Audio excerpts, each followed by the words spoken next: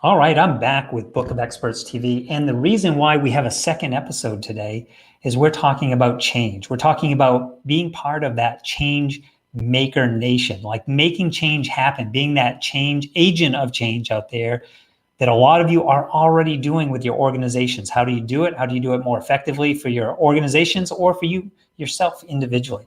That's the topic of today and what we're going to be discussing with our guests in just a few moments. Time for Book of Experts TV. Topics you love. Experts you trust.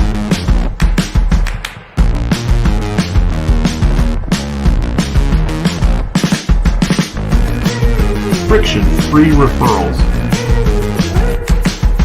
Tried, tested, Trusted. This is Book of Experts, brought to you by salesman.me.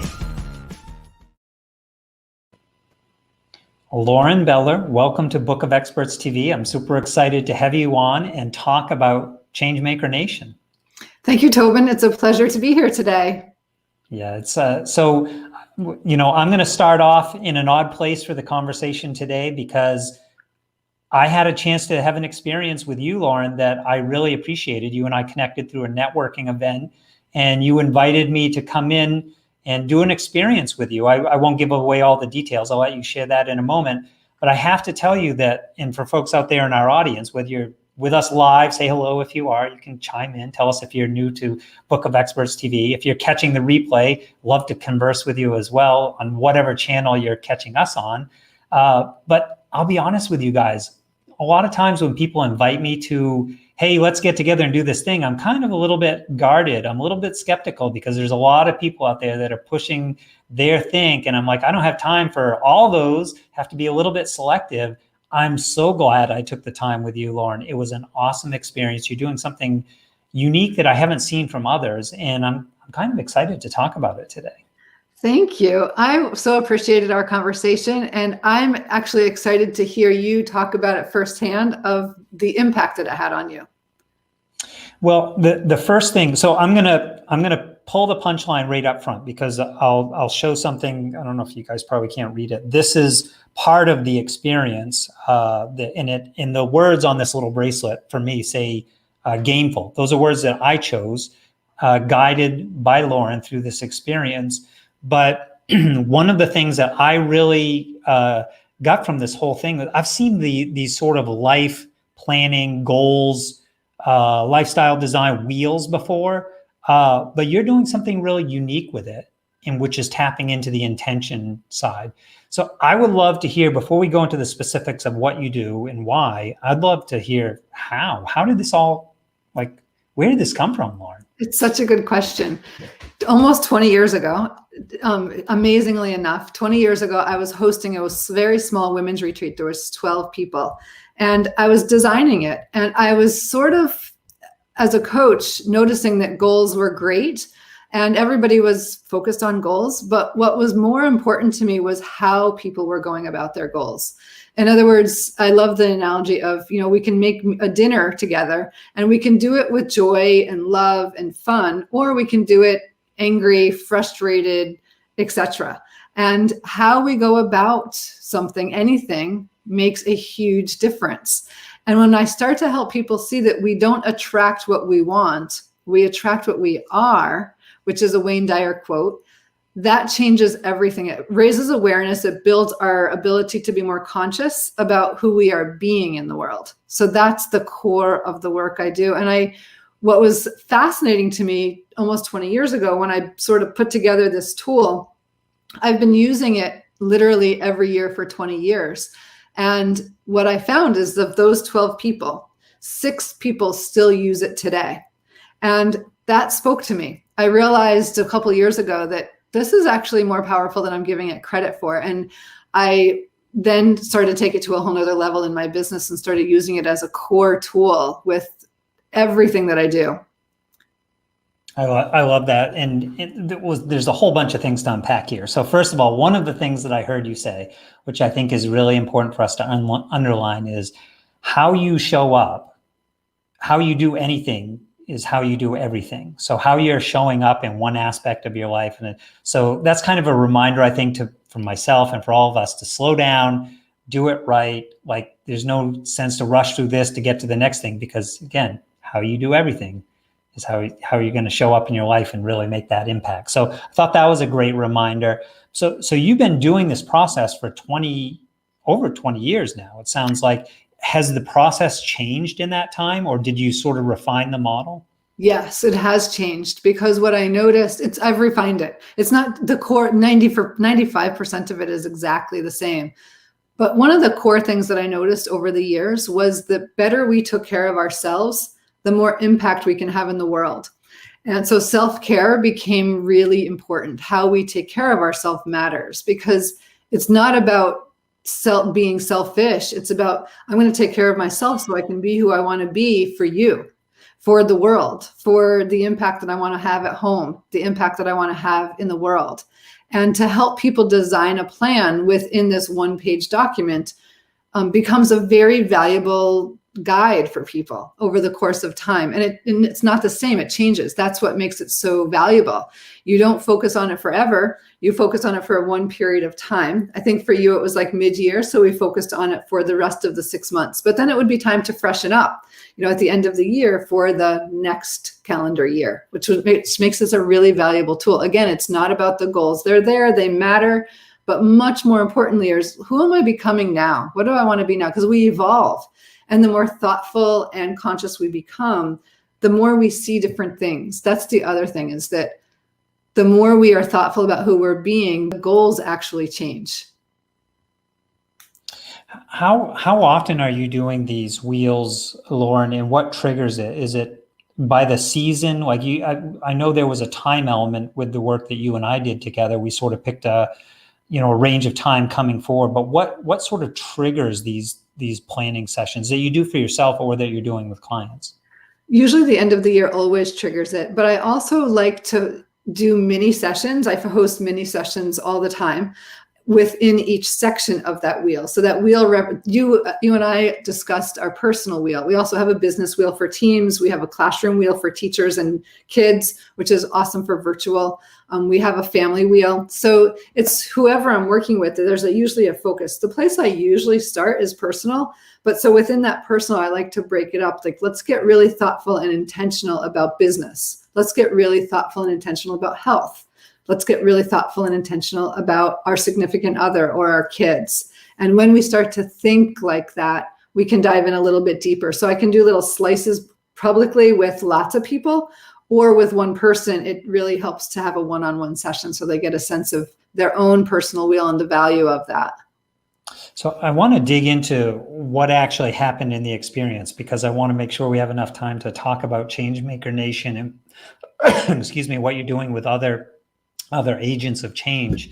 But my experience, so I'm going to just share with folks for a moment that I've seen some of the other, I'm just going to call them wheel diagrams that people do. So I always kind of chuckle to myself, because quite often my wheel looks like it's flat, like it's a little flat, like not developed on one side, which is, I'm pretty, I have my family and I have work, my business, and I'm pretty much, that's all I do. Like, I'm not really well-rounded in all my hobbies and things like that, at least not as much as I was in other years. I'm really focused on a couple things that matter a lot to me. So I always get this sort of flattened wheel experience when I've done those before.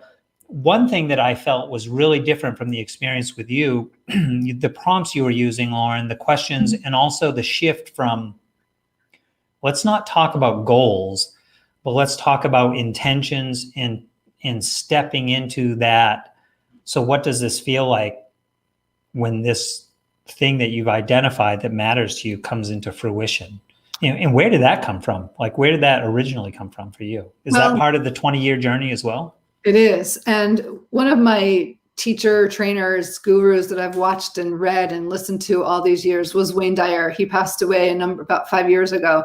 And what I learned from him was that, again, we don't attract what we want. We attract how we are. So that's intention, right? That's how we are. So then I realized that, law of attraction is our thoughts matter, our feelings matter. And Wayne Dyer made it really clear that our feelings are really intentions. When you push somebody and say, why do you want to do that? And you really push, underneath all of that is always a feeling.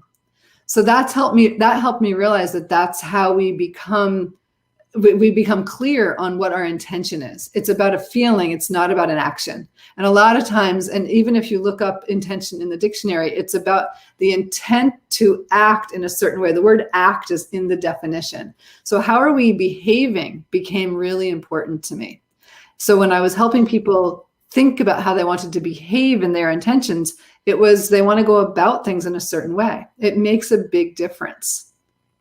Yeah, I think that my experience with you was because for a lot of entrepreneurs, being an entrepreneur is one of the best personal development programs you could ever join, because it forces you to grow in so many different ways. So I've done a ton of reading, like a lot of you. I've read the books. I've done a lot of introspective personal work. It's a little bit different when you have, and this is what you did with me, Lorin, is press me a little bit in some areas of digging deeper into why I was answering the way that I was answering it, which forced me to look at it from a little bit different perspective. And how do you shift that self-identity? So you're stating the intention, you're writing the intention as part of this experience. How do you start to make that shift from an identity, how you show up? Well, it depends on when, in your situation, I don't have your wheel in front of me. I really listen for what people are wanting to accomplish in their life. And then I ask them questions around, how do you want to, if you were to accomplish it one way, would that satisfy you? And if you were going to accomplish it a different way, and I try to have it be drastic so that they can see that how they're going about it matters. But also have them see that value of who they're choosing to be can transition to different aspects of their life. So that if we're being a certain way at work, when going home and being another way, sorry about my dog in the background. This is the virtual world that we live in these days, right? Like we have kids that come in and out, and dogs that say hello. It looks like I'm getting a water delivery at the exact time we're having this, whatever, we'll do the best we can. Anyway, I try to help people see that who they're being in one aspect of their life actually affects who they're being in all aspects of their life, but we tend to compartmentalize that. In other words, we go to work, we be our best selves, oftentimes, not always. And then we go home and we fall short, or we're tired, or we're short, we're not so patient. And if we can help people see that, am I having the impact at home now in the same way that I want to have impact at work, they oftentimes there's a different set of eyes that are now paying attention to how they're behaving. Does that make sense? It totally does, and resonates with me, because I think that was sort of one of my insightful moments from the experience with you, was that I had been pushing so much on the work side to accomplish these bigger goals and intentions that I've set for myself, that I wasn't giving the attention to how I was showing up in other areas. Now, I already sort of called myself out and said, look, I'm not a really well-rounded guy. I've got, family, and I've got work. So it's not like I was not paying attention at home, but I haven't always fully shown up or been there. The phone's too close. For me, the result of that was a little bit more of looking in the eyes of my 7-year-old daughter, and like really being more present in the moment and paying more attention to those opportunities to be present in those moments, as an example of, I guess, a more well-rounded wheel, maybe. When you're speaking to something that we all do, as entrepreneurs, we get so focused on doing, right? And we think that it's so critically important to be productive. Like our value tends to be really high when it comes to productivity. That's not bad, and it's not wrong. But when we can start to become more conscious about who we're showing up as we're being wildly productive, it just raises awareness on who we want to be. So I was so appreciative of your ability and desire to see it so quickly. And I heard it in your awareness in the time that we were able to have the conversation. So when you do that uniquely, like you're going to see, if you do this again at the end of the year, it actually will keep evolving, because who we're being today helps us be somebody new next year. And that's been really beautiful for me to watch, is how people evolve through this process, which is why it's so sticky, why people want to continue to use it year after year after year. Like, I also have my bracelet on and I wear it every day. I consciously put it on every day. I didn't wear it yesterday. And I was like, I'm going to let it go today. I had a different agenda than I normally do. And I was like, I'm just going to see which is interesting. Mine is dance with. But I consciously put it on each day and I consciously take it off each night. But what I've noticed over the years is people's annual intentions, their main focused intention, we have 9, right? You ended up with 9 intentions, like most people do when they work with this process.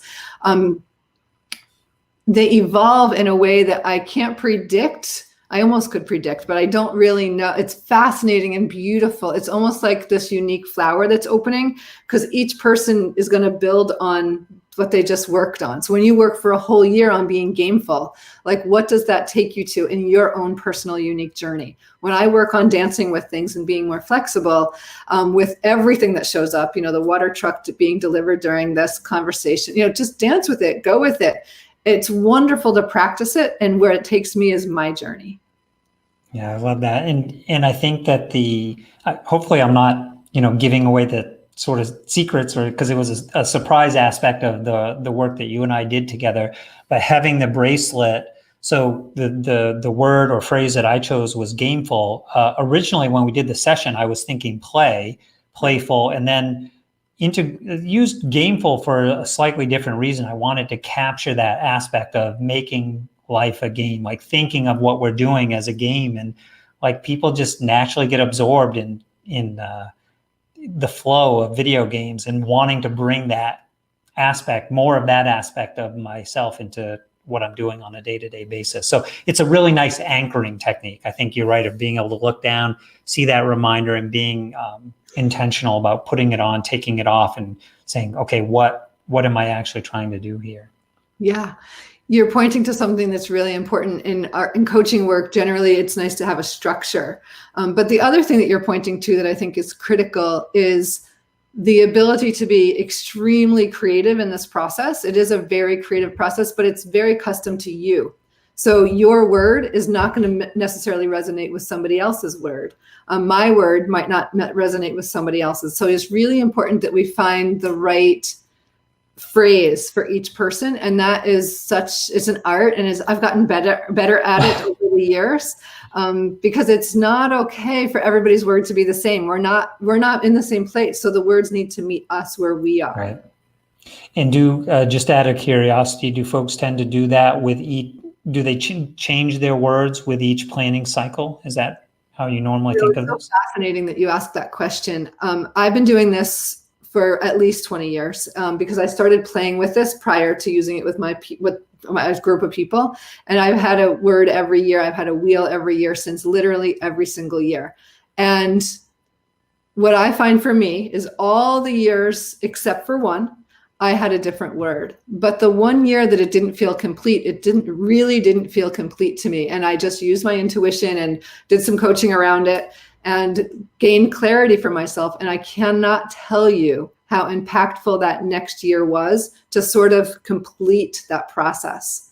So, I always say the calendar is the calendar, but when we are done with something, it's in its own time. I've had people change it mid-year and update things mid-year. I've also had people keep the word for another year and practice it. But it's truly about being conscious and practicing it. Like, it's so critical to like riding a bike. It's about practicing it.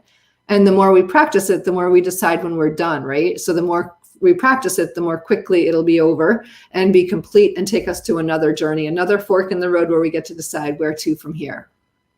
Yeah, this feels organic, because I think sometimes when we talk about goal setting, we get caught up in the sort of ego perspective of timelines, 90 days, what's going to happen. It's hard and fast. And, we have an expectation, and when those expectations are met, then it creates sometimes negative feelings around that. So this felt, the idea of doing it from an intentional perspective, or an identity, or how we're showing up, felt like an easier way to play with this without setting up those hard defined rules of the game that might get broken and be disappointing.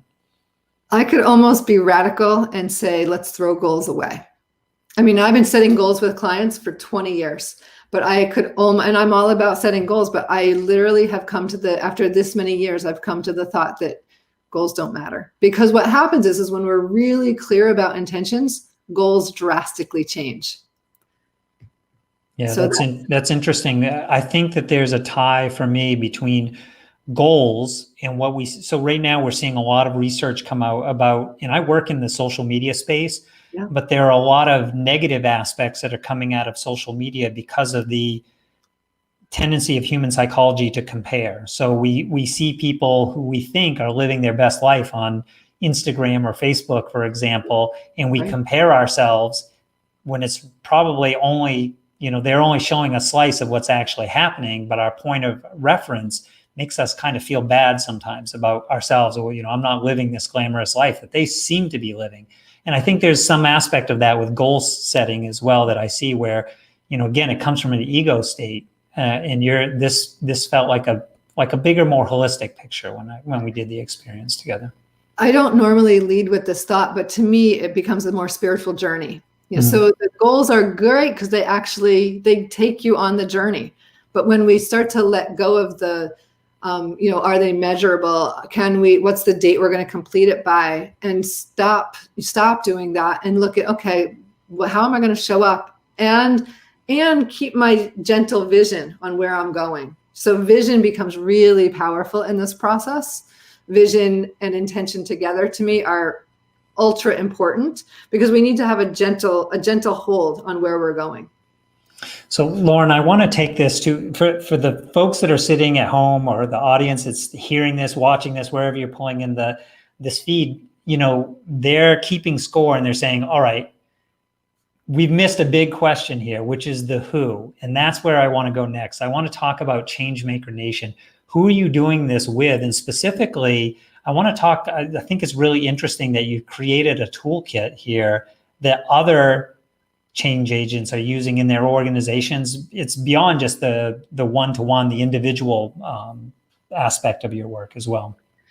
It is, because I realized that change makers are everywhere. Change makers are in the classroom. Change makers are 12 years old. Change makers are 80 years old. Change makers are individual entrepreneurs. Change makers are teachers. So when we start to look at everybody in the world, is really big about a mindset. It's about who wants to have the impact in the world they want to have and gain consciousness. So I work with entrepreneurs. I work with groups and organizations like not-for-profit groups, people that have a mission, but everybody has a mission when they start to get conscious. That's the thing. So if you go to changemakernation.com, you start to see the slice of the many different slices, and you need to fit yourself into the different components. It could be corporate, it could be a team. I work a lot with corporate teams. So that's always fascinating to me, because when you start to ask a team about the impact they want to have based on who they are being as a team, it changes the conversation. Yeah, for folks out there that are following along in the comments, I just put changemakernation.com there so you can find that easily. Lorin, as we start to wrap up here, how do people find you, connect with you? How can they have their own experience and see where they fit in the Changemaker Nation? Changemakernation.com is a great way to start the conversation.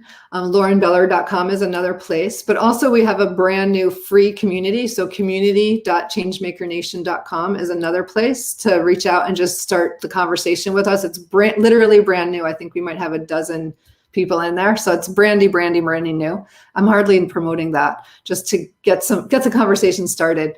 And anywhere on social media, you can find me if you Google, and it's a great reach out. This is like my passion. This is what I've been doing for years and years, and having conscious conversation with people is what I love to do. So I'm easy to find.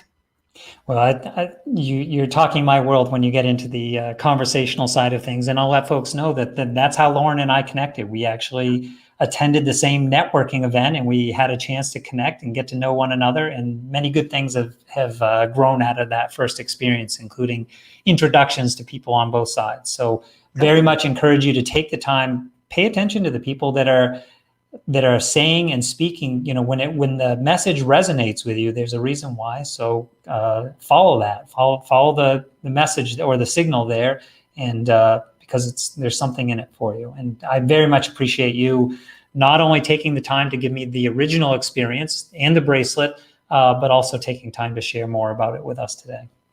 Oh, my pleasure, Tobin. It's so fun for me to watch you take it in and take it in a way that has huge impact in your life. I mean, that's why I do what I do. So thank you. Thank you. Thank you. All right. Thanks, everyone. This is Book of Experts TV.